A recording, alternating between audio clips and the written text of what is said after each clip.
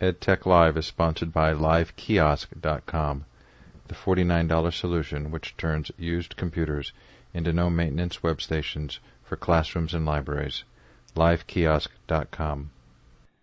Hi, this is Steve Hargadon. Welcome to EdTech Live. Today is Wednesday, September 27th, 2006, and my guest tonight is John Selmys from Seneca College. Welcome, John. Okay, thank you very much. Can you tell me a little bit about Seneca College, what you do there, and the connection between the college and free and open source software? Well, the college is located in Toronto. It's a college. It's a small college. It's not on the lines of a university, but we do offer 2-year diplomas, 3-year diplomas, and we also have 2 4-year bachelor's degrees that we offer. We also have some certificate programs for postgraduate work. I've been employed there for a lot of years teaching. I believe I started there probably around 1983, and basically got interested in Linux maybe about 10 years ago or so, and specifically working with thin clients and clusters and things like that, and introducing that kind of technology into my courses. Well, I noticed from the website, I went to the college website, that it is it the largest college in Canada? Well, in Canada, we differentiate between universities and colleges. So, yeah, it is the largest college, but it's really probably about 10 times smaller than let's say, University of Toronto or something like that. Understood. In our program here, we have in our School of Computer Studies, we have, I believe it's just under 2,000 students who are working with IT technology and programming and things like that. And you do have specific programs around free and open source software there. Well, we are really starting to push this now because of our relationship with Mozilla Foundation. One of my colleagues is working very close with the Mozilla people. In fact, he started one course this fall, this September, specifically geared to making modifications and building Firefox. Interesting. What's his name? David Humphrey. I did notice there was someone there, and I don't know if it was David or not, who's written a couple of books that O'Reilly has published. That would be Chris Tyler, and I believe his first book is coming out on, it's about Fedora Core 6, and I believe in his office the other day I was walking by and he's got a sign hung out, and I think he says 10 days till publish or something like that. Oh. So I think it's getting pretty close. I think it's the book will be released at the same time as Fedora Core 6. Well, so there's a very good connection there, obviously. And why don't you tell me a little bit about the free and open source software symposium that's coming up? Well, the symposium, just by coincidence, I was the one who started it. This is our 5th year holding the symposium. The way it began 5 years ago was the president of our college.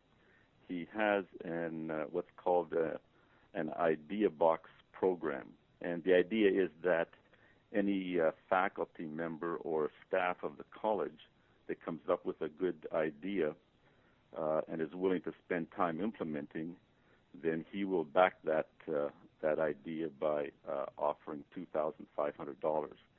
So 5 years ago, I proposed the open source symposium, and he provided the funding, which was mostly, at that time, it was mostly just for food and things like that for the presenters and stuff like that. So, but it's been very successful, and this year will be our biggest ever, As a matter of fact, I think there are probably over 200 people registered already to come to the symposium. What kind of people come? Well, it's everybody basically who is interested in open source software. The symposium, we try to make it somewhat technical, and so we get a lot of people from the local area who are using, for example, Linux or other open source software, and they come and they enjoy it. So. And what kind of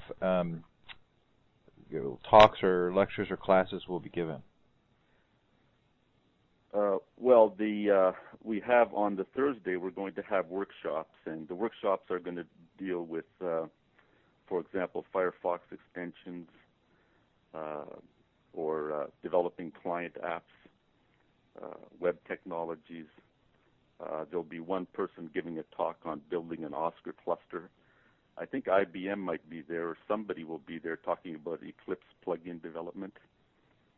Python will be discussed in one workshop, and I think probably Ruby and Rails will be on another.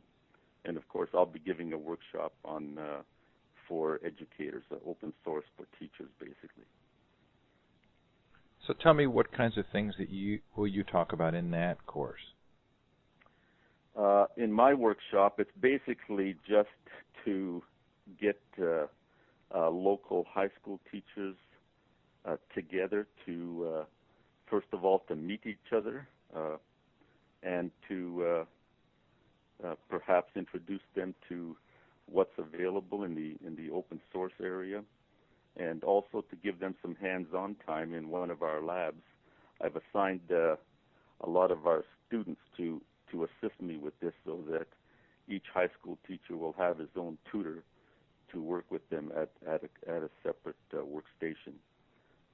I'm also looking for a situation where I can get these teachers to meet on a regular basis, and maybe even form some kind of an association or something along the lines of, say, open source or teachers for open source or something like that for Southern Ontario, and maybe they can meet once every year or once every semester and just discuss common issues, common problems, and things like that. Right now, in our high school systems here in Toronto, it's for all intents and purposes, it's 100% Windows environment. It's very, very little going on in terms of open source in our high schools. So there are people here and there scattered around who are doing things on their own, self-initiative type things, and what I'd like to do is just bring these people together into in a venue where we can discuss common problems and perhaps again just form some loose association that we can help each other. That's the basic idea. Oh, good. Well, so tell me why you think it's important for these schools to learn about open source software. Well, I started off, like I said, I mentioned earlier that I've been working with Linux for about 10 years now, and about 3 years ago, I started a project with one local high school. The high school is called Emory Collegiate. And it's a 4-year project sponsored basically by my college to look at open source in the high school system here in Toronto. And the reason I started it was just because I saw that there was no open source in the public education system. The Toronto board, I believe, it's the largest board in Canada, approximately 600 separate schools, and to me it was just a little bit odd that everything was very Windows centric. Even, for example, the programming language taught in grades, I believe it's in grades 10 and grade 12, was I think it's a language called Turing, which was not taught in any of the universities or colleges here. So students coming out of high schools, wouldn't really have a good background in programming, and so it just seemed to me that a little strange, and also, of course, the money situation. Right now, we have here in Toronto, we have our public board has a shortfall of something. I think it's like in the order of $20 million in their budget, and there's all kinds of infighting going on with the trustees, the school trustees, and the province, because it's the province basically that funds the public school system. And so they're both fighting it out over this difference in funding. And I looked last year at the budget. The IT budget for the Toronto board, I believe, was about $30 million. And I even tried to find out how much of that went to licensing. And needless to say, I hit a brick wall there, because the accounting people, they don't really divide things up that way, so it was very difficult to find out. But what I noticed though is that I'm working now with 3 high schools, and I have 3 Linux labs built in 3 high schools. And what I notice is that the students and the teachers, that is going from the grassroots, are very receptive to this technology. They enjoy it. They learn it quickly. They like the opportunity to use it any way they wish. And in fact, in one school that I work with, it's the students that go there are not, how should I put it? They're not really from the upper class stratus. They're a little bit on the poor side, I guess you could say, and having a level playing field where they can take home software without stealing it, I think is a great benefit to them. And having, for example, Open Office that they can use on Windows or Linux, or using GIMP for image editing. It allows them to participate in a way that they weren't able to before, and that's what I'm trying to get across to the people at the board level and the IT people at the board, to tell them that there are how should I put it, alternatives to the so-called Microsoft track. And so far, believe me, it's been a rough road.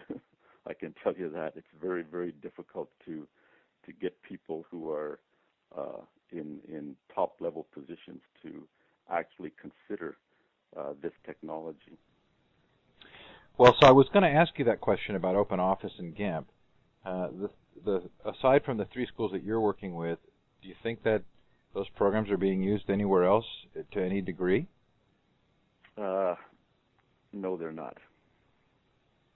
Just to be blunt, it's really a difficult situation here in Toronto. We're the biggest city in Canada. We have the biggest school boards. We've got the biggest budgets, and somehow the inertia of the proprietary software, the proprietary group, is so huge.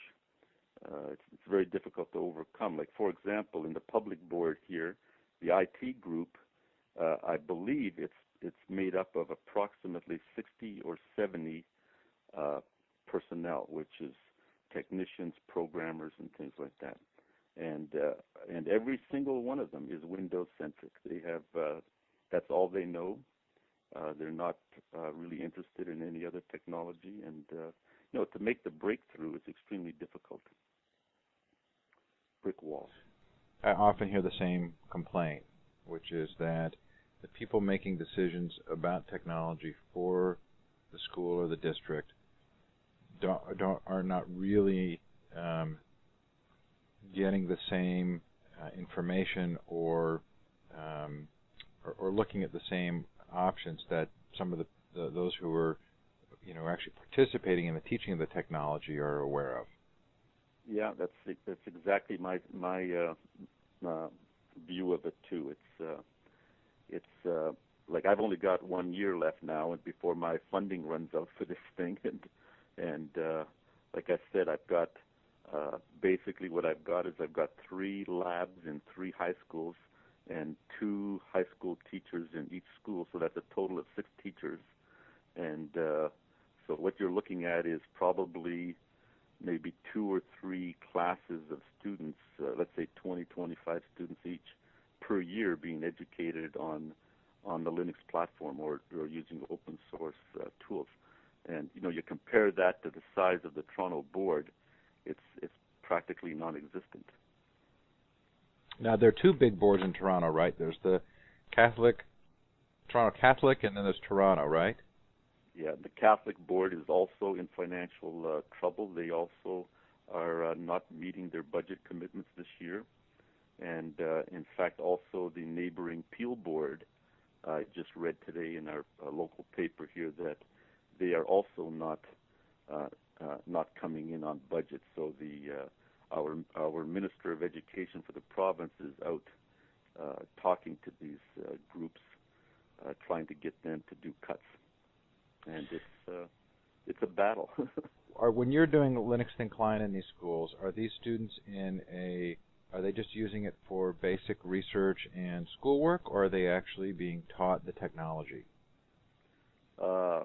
Right now, they're just using the platform for research, and just like they would use a Windows machine in the library, they use it to look things up on the web. They use it to make reports.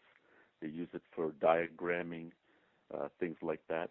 Now there are classes where they actually teach them to install Linux onto older machines. I think we've donated some P3s as well, and the students are being taught to first they put together the machine to make sure it works properly, and then they install Linux on it. So, but nowadays Linux is just all point and click install, so I don't really know if they're getting that much out of it. The machines right now are just mostly just workstations to do homework on or other homework. Right. Are you using the K-12 program, or are you using LTSP on top of another distribution? How are you running those labs? Well, I started 3 years ago. I started just to use SUSE, and I put LTSP on top of it. And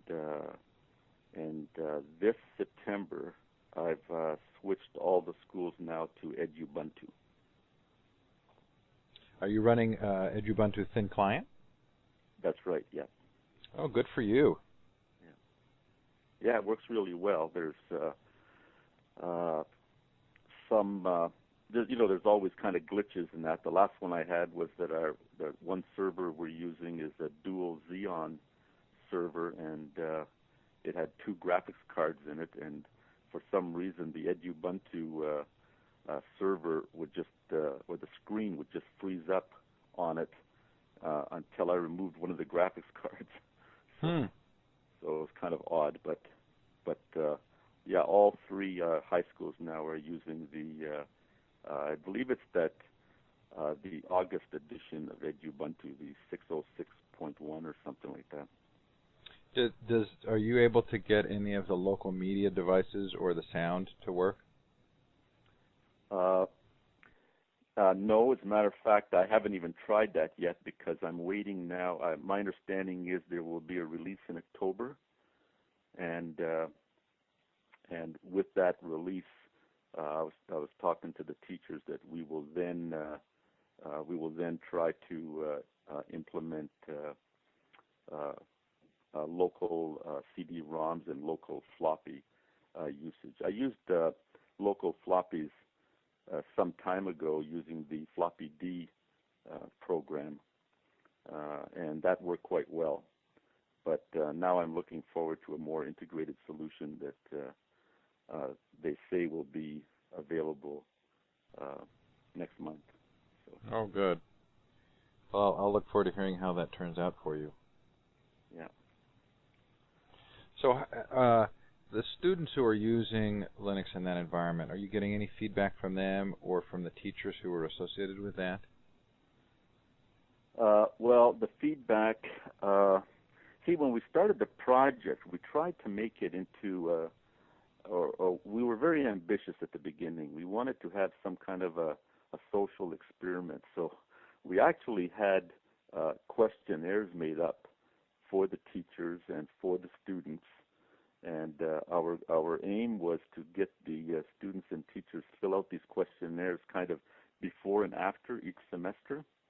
And we found out that getting students who are under the age of 17 to fill out questionnaires is very difficult because here in Toronto or Canada, they're all considered minors, and you're not allowed to give them questionnaires unless the questionnaire is approved by the board.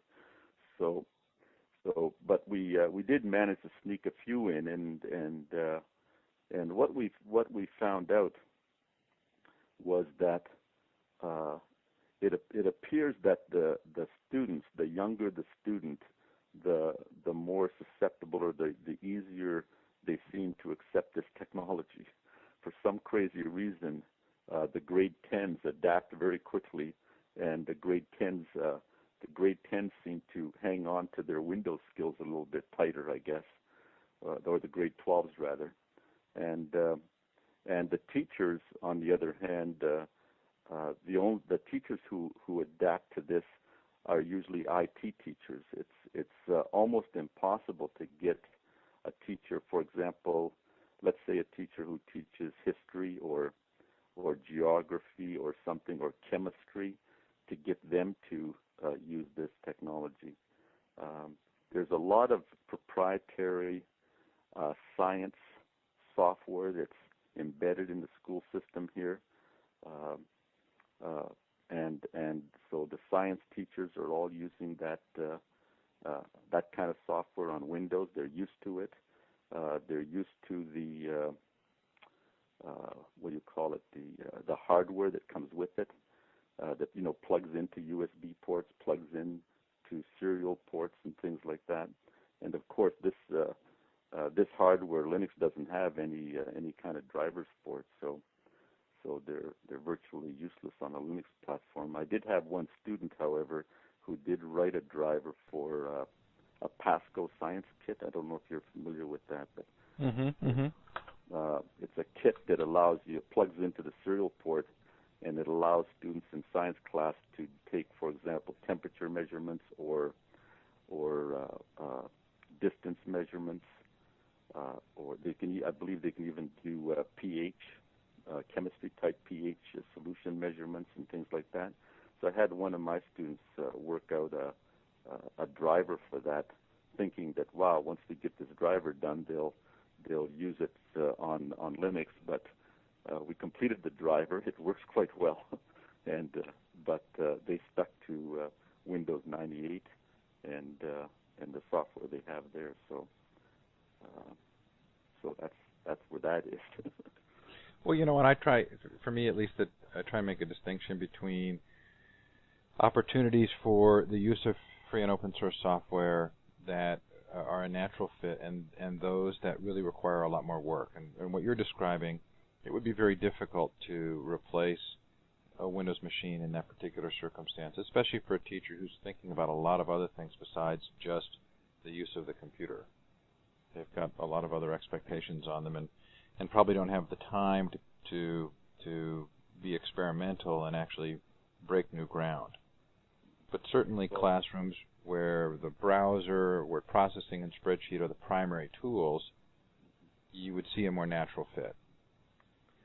Right, and the other, I noticed that too among the teachers that I believe about 5 or 6 years ago, our whole education system here went under restructuring and reorganization, and it put a lot of pressure on the high school teachers, making more. I think they end up working longer hours and more classes, more students, and things like this. And when I go on my visits to the high schools, these teachers are running around, working on 20 things simultaneously. It's a scary situation. So it's tough for them to try out anything or find time to try out anything new. In the schools that you've worked with, do you have anybody who's teaching Apache or MySQL or PHP or Python? At the high school level? At the high school level? No. I tried to get one teacher who was teaching Turing in Java, and I tried to get her to move to Python or C, and which is basically what some of the languages we use at the college, and that was not very successful because, again, it was just a matter of the teacher needing time, the teacher needing training, and it just didn't work out. Quite an uphill battle. Well, it really is, but I don't want to sound too pessimistic on this whole thing. I mean, when I look back after 3 years, we used to have one teacher with one lab in one school, and now we have 6 teachers with 3 labs in 3 schools. So we are making progress, and this upcoming symposium hopefully will help push forward the agenda a bit. And now tell the listeners why you had to change the name of the symposium. Well, as I said, the symposium used to be called just the Open Source Symposium, and we invited some people from the Free Software Foundation to come and speak, and they just refused to come to us unless we changed our name to the Free Software and Open Source Symposium. So, which we did, and we have no problem with that. It's sad that we have these 2 camps battling it out, and now it seems we're going at the same thing with the GPL version 2 and GPL version 3, and sometimes I wonder if maybe we're just banging our own heads against a brick wall when we should be working together, I guess, but that's the way it is. Well, KDE and GNOME, same thing. The great blessing of open source software is the variety and abundance of committed individuals working independently, and exactly. then at the same time, sometimes that independence translates into a lack of full coordination. Yeah, exactly. Well, okay, so the dates of the symposium are October 26th through the 28th. 26th to the 28th, right. And where's it being held? It's being held at Seneca College in Toronto, which is it's at our campus at York University. So I think everybody knows where York University is here in Toronto, and we have a campus right on their property actually. So we use that. What's the cost of the symposium? It's $20. And that includes a free beer, as in free beer mixer afterwards, by the way. And I don't know how we're going to do it with 200 people, but apparently they've got it budgeted. I think the Mozilla Foundation has thrown in quite a bit of money here, so we should have a real great time. Good. And if anybody was interested in coming, can you give us a website address or a telephone number for them to call to find out more? Well, the website, the official website address is cs.senecac, SENECAC, .on.ca/SOS.